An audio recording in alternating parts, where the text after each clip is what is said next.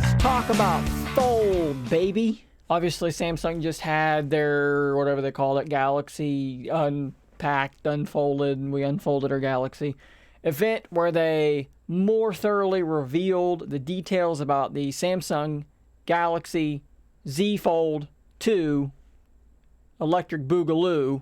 And I'm pretty intrigued by this thing. Look, it's $2,000.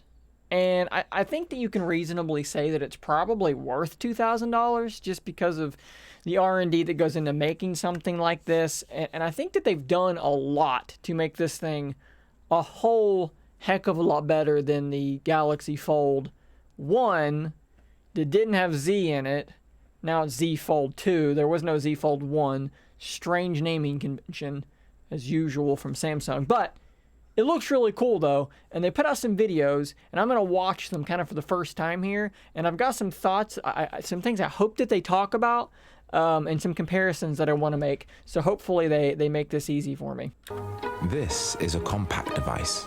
I mean, the first thing, like, you got to talk about here is that the front screen doesn't look like total dog shit this time. That screen, man, that is so much better. It looks really narrow and really tall, which I'm not, like, in love with, because as we've gone to these more and more tall, narrow displays, I can't reach most of the upper bit of the screen. But with a large screen, impossible, right? Well.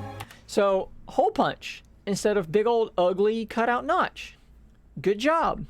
It folds, and it's made of ultra-thin glass. It's made thinner than a single hair on your head. That's actually pretty cool.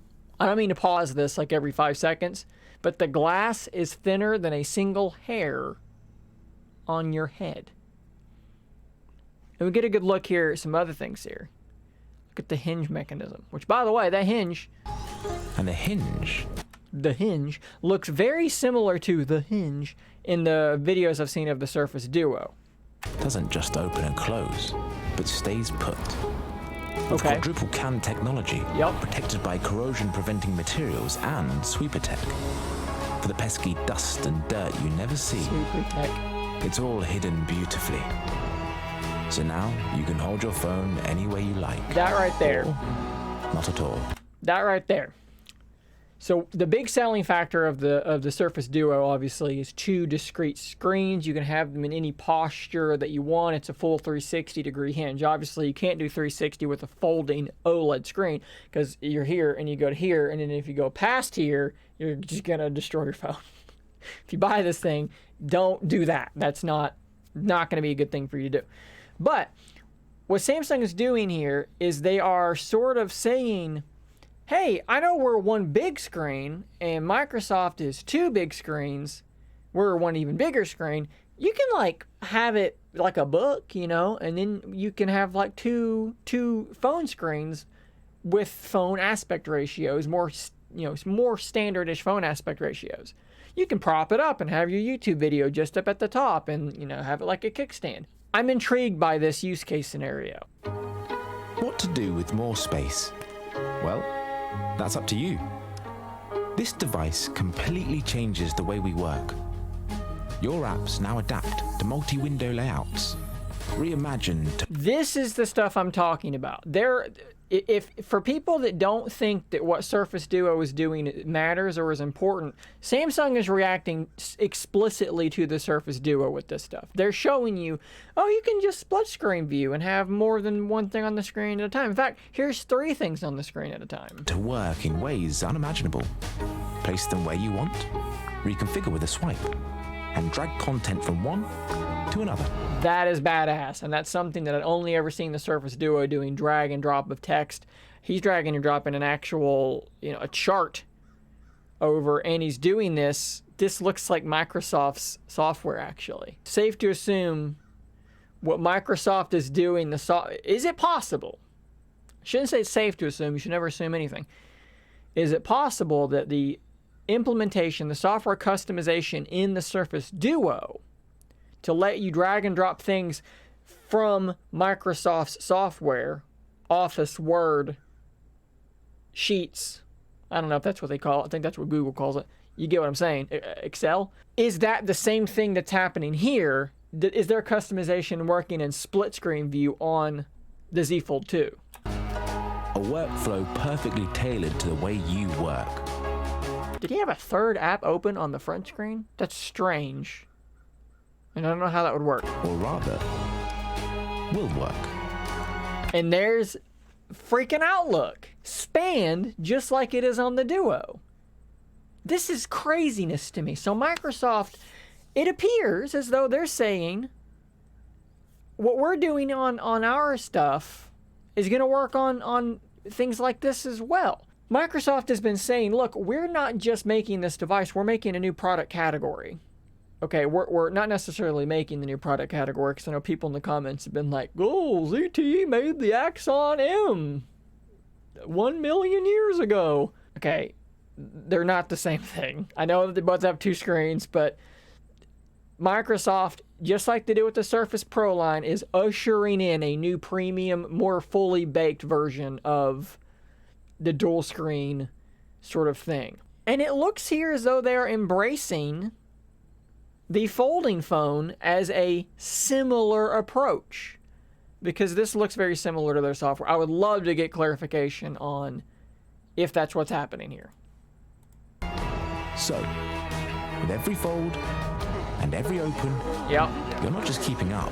Yep. So they're even doing their own split view spanning style thing with the foldiness. Someone's driving a lawnmower.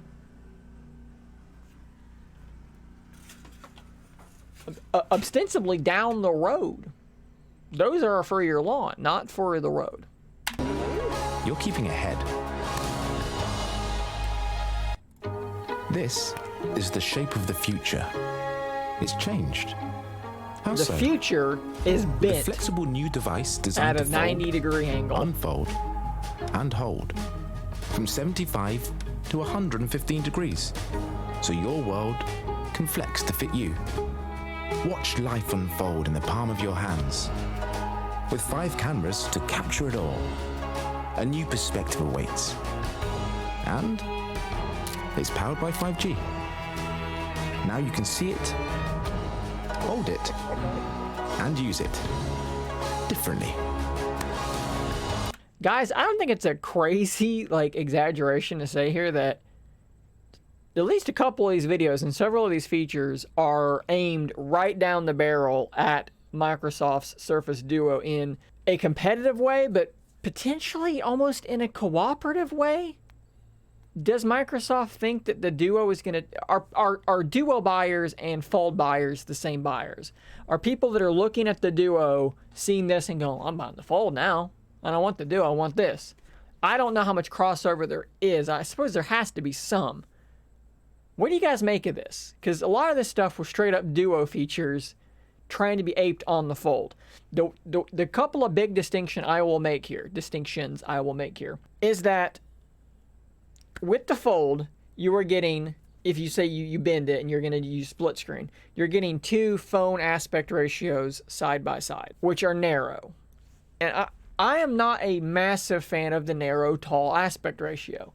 Using my Surface Pro 7 in the 3:2 aspect ratio, I actually like that a lot more for getting things done, for typing, for being able to reach the top of the screen, for writing notes, things like that. Wider screens are really good for that kind of stuff. So I guess what I'm getting at here is I think I would prefer the Duo's aspect ratio in terms of multitasking. However, I don't think that at all means that what the Z Fold 2 is doing is in any way bad. I think you're going to be able to get a lot of stuff done with the Z Fold 2, especially if the software optimization is done well. But it's the same thing that when I'm sitting on the couch and I'm looking at Twitter for news stories, I could split on my Surface Pro 7 the Twitter feed and